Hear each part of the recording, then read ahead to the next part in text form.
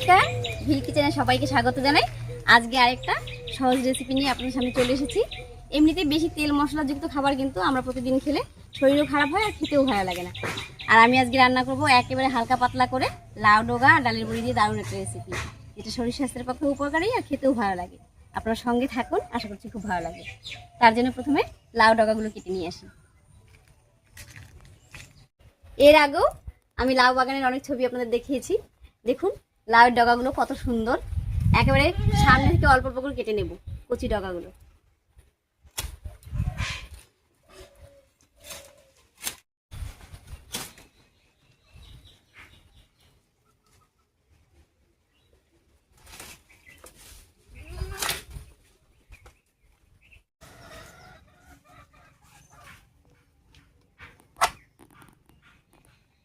বেশ অনেকগুলোই লাউ ডগা কেটে নিয়েছি, আর এই দিয়ে হয়ে যাবে।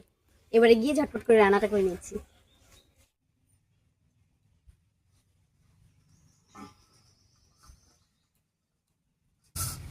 লাউ ডগাগুলো নিয়ে এলাম, এবারে বেছে নিচ্ছি।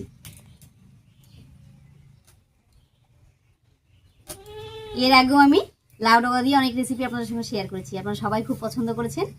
আশা করছি আজকের রেসিপিটাও আপনাদের ভীষণ ভালো লাগবে। আর আজকে রান্নার জন্যও কিন্তু আমি এই ডগাগুলোও নেব আর পাতাগুলোও নেব।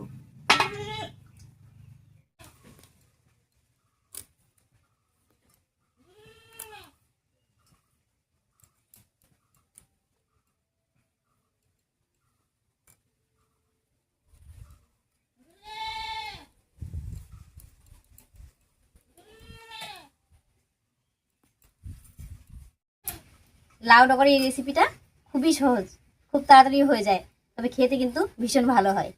তেল মশলাও কম থাকে, এটা প্রতিদিন খাওয়ার মতো একটা রেসিপি।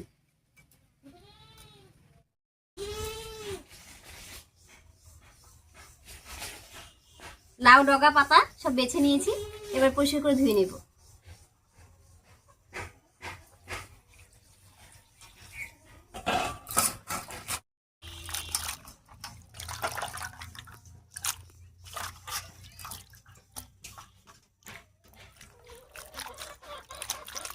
লাউ ডগাটা কেটে ধুয়ে পরিষ্কার করে নিয়েছি, আর সঙ্গে আলুও কেটে নিয়েছি।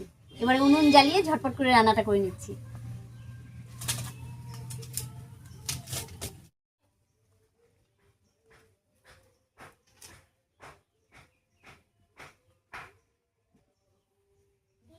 উনুন জ্বালিয়ে কড়াই বসিয়ে দিয়েছি, এবারে কড়াইয়ে সর্ষের তেল দিয়ে ডালের বড়িটা ভেজে নেব।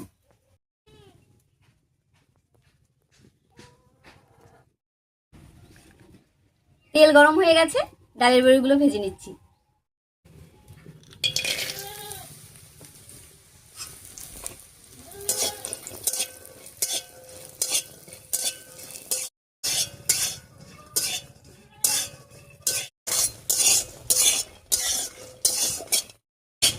ডালের বড়িগুলো বেশ লাল লাল করে ভাজা হয়ে গেছে, এবার নামিয়ে নিচ্ছি।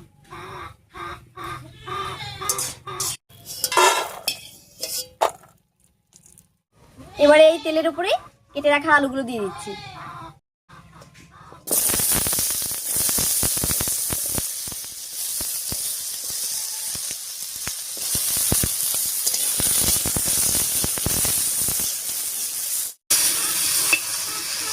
আলুটা দিয়ে একটু নাড়িয়ে নিয়েছি, এবার স্বাদ মতো লবণ আর হলুদ দেবো। দিয়ে দিচ্ছি লবণ, আর দেবো সামান্য একটুখানি হলুদ। এবারে আলুটাকে নিয়ে অবশ্যই একটুখানি ভাজা ভাজা মতো করে নেব।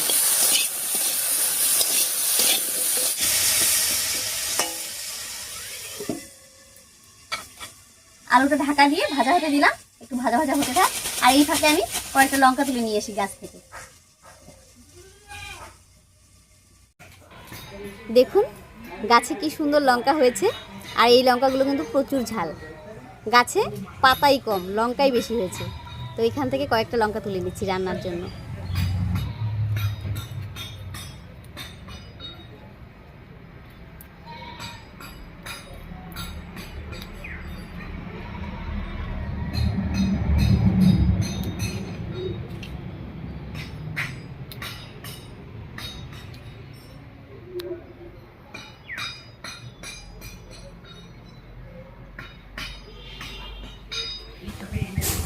দেখুন লঙ্কাগুলো দেখতে কত সুন্দর।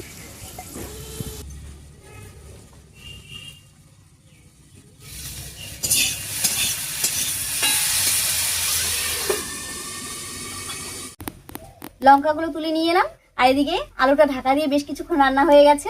এবারে ঢাকাটা তুলে নিচ্ছি।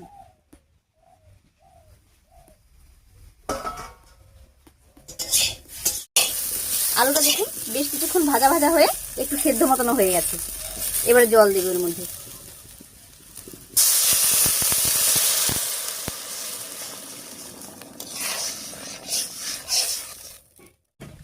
জলটা বলক উঠে গেলে কেটে রাখা শাকটা দেব। অনেকগুলো লঙ্কা তুলে নিয়ে এসেছি, তবে এতগুলো লঙ্কা লাগবে না, এই লঙ্কাগুলো খুব ঝাল। এখান থেকে 3-4টে লঙ্কা কেটে নিচ্ছি। আর রান্নায় যেহেতু কোনো মশলা থাকবে না, একটু ঝাল আর লবণটাই বেশি করে দিতে হবে।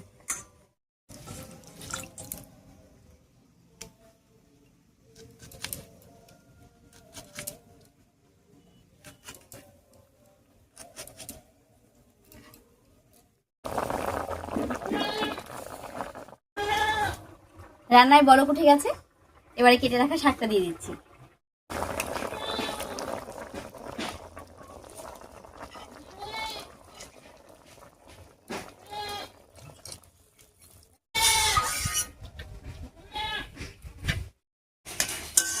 শাকটা দিয়ে আলুর সঙ্গে খুব ভালো করে মিশিয়ে নিয়েছি।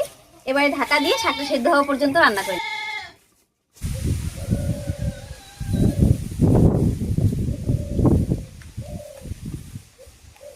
ঢাকা দিয়ে 5 মিনিট মতো রান্না করে নিয়েছি। এবারে ঢাকাটা তুলে নিচ্ছি।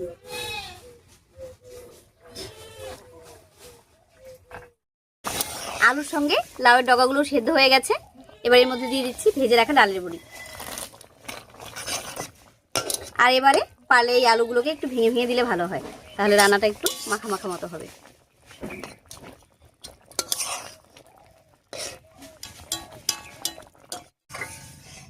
কয়েকটা আলু একটু ভাঙা ভাঙা মতো করে দিয়েছি। এবার নামিয়ে ফোড়ন দেব।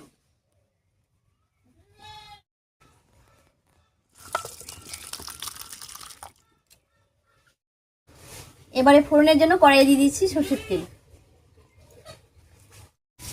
তেল গরম হয়ে গেলে তেলের মধ্যে 5 ফোড়ন আর কাঁচা লঙ্কা দিয়ে ফোড়ন দেব। তেল গরম হয়ে গেছে, তেলের উপরে দিয়ে দিচ্ছি 5 ফোড়ন আর কাঁচা লঙ্কা। 5 ফোড়ন আর কাঁচা লঙ্কাটা ভাজা হয়ে গেছে। এবারে নামিয়ে রাখা তরকারিটা দিয়ে দিচ্ছি।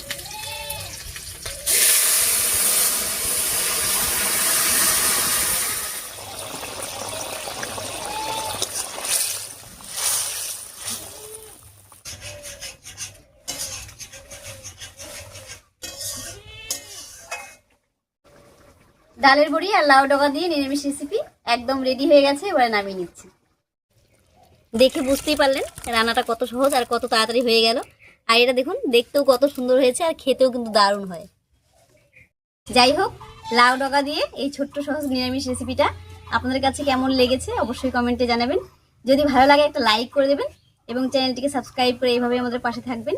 আজ এই পর্যন্তই, আবার দেখা হচ্ছে নতুন কোনো রেসিপি নিয়ে।